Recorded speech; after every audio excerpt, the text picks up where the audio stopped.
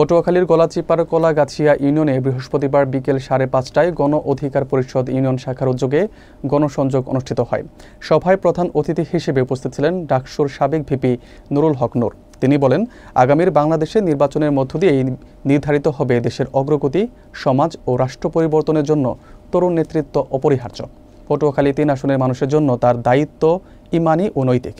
দলমত নির্বিশেষে জনগণের সেবা করার প্রতিশ্রুতি ব্যক্ত করেন তিনি। বিস্তারিত থাকছে পলাশ হালওয়াদারের প্রতিবেদনে।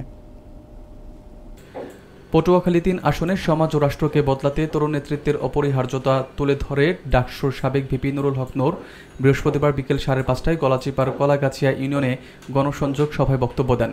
তিনি বলেন, আগামী নির্বাচন বাংলাদেশের ভবিষ্যৎ নির্ধারণ করবে এবং দেশের অগ্রগতির পথে তরুণ নেতৃত্ব গুরুত্বপূর্ণ ভূমিকা রাখবে। জনগণের সমর্থন ছাড়া তার উদ্যোগ সীমিত হবে, তাই তিনি ভোটারদের পূর্ণ সহযোগিতা কামনা করেন।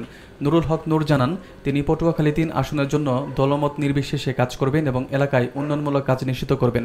সভায় গণ অধিকার পরিষদ কলাগাছিয়া ইউনিয়নের আহ্বায়ক মোহাম্মদ ফুরকান মৃধা সভাপতিত্ব করেন এবং সদস্য সচিব মোহাম্মদ ইমরান হাওলাদার সঞ্চালনা করেন।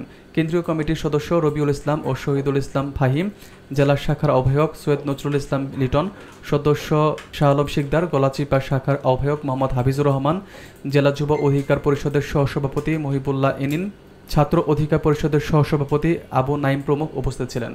নুরুল হক নূরের বক্তব্যে তরুণ নেতৃত্বের সক্ষমতা, দক্ষতা ও জনগণের সাথে যোগাযোগের গুরুত্বের উপর জোর দেওয়া হয়। তিনি ভোটারদের কাছে নিজের প্রার্থিতা ও উন্নয়নমূলক পরিকল্পনা প্রমাণ করার প্রতিশ্রুতি ব্যক্ত করেন এবং নির্বাচনী এলাকায় সক্রিয় গণসংযোগ অব্যাহত রাখার ঘোষণা দেন।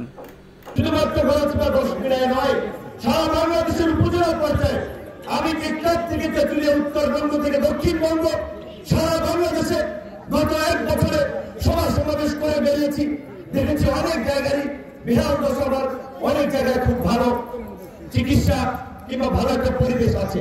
মূলত যে সমস্ত এলাকার জনপ্রতিনিধিরা তাদের এলাকার উন্নয়নের জন্য একটা তদবির করতে পারে, দাঁড়িয়ে কথাবার্তা বলতে পারে, কোথায় গেলে কি কাজ হয় সেইটা জানে, তাদের এলাকা কিছুটা ক্ষেত্রে এগিয়ে আছে। শুধুমাত্র এলাকায় বসে তো কাজ করা যাবে না, মানুষের উন্নয়নের জন্য কাজ করতে হবে।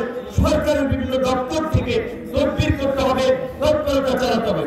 আজকে আমরা যেটা মনে করি, আমরা দেশকে বলছি, এই দেশ বদলাতে, এই সমাজ এবং রাষ্ট্রকে বদলাতে তরুণ নেতৃত্বের কোনো বিকল্প নাই। আগামী নির্বাচনকে কেন্দ্র করে আমাদের ঐক্যবদ্ধ হতে হবে। আমি মনে করি, আমি আপনাদেরকে বলছি, এখানে আপনারা গণ অধিকার পরিষদের সমাবেশে উপস্থিত হয়েছেন। আমাদের যে যদি কোনো যোগ্য প্রার্থী থাকে, আপনারা তাকে ভোট দিয়ে আমাদের আপত্তি নেই। আর যদি অন্যান্য প্রার্থীর যে আমাদের যোগ্যতা, আমাদের দক্ষতা, আমাদের যদি যোগাযোগের ভালো ব্যবস্থা থাকে, আমাদের যদি সেই ধরনের সক্ষমতা থাকে, আমাদেরকে ভোট দিয়ে নির্বাচিত করেন, ইনশাআল্লাহ আমরা এলাকা বদলে দেব।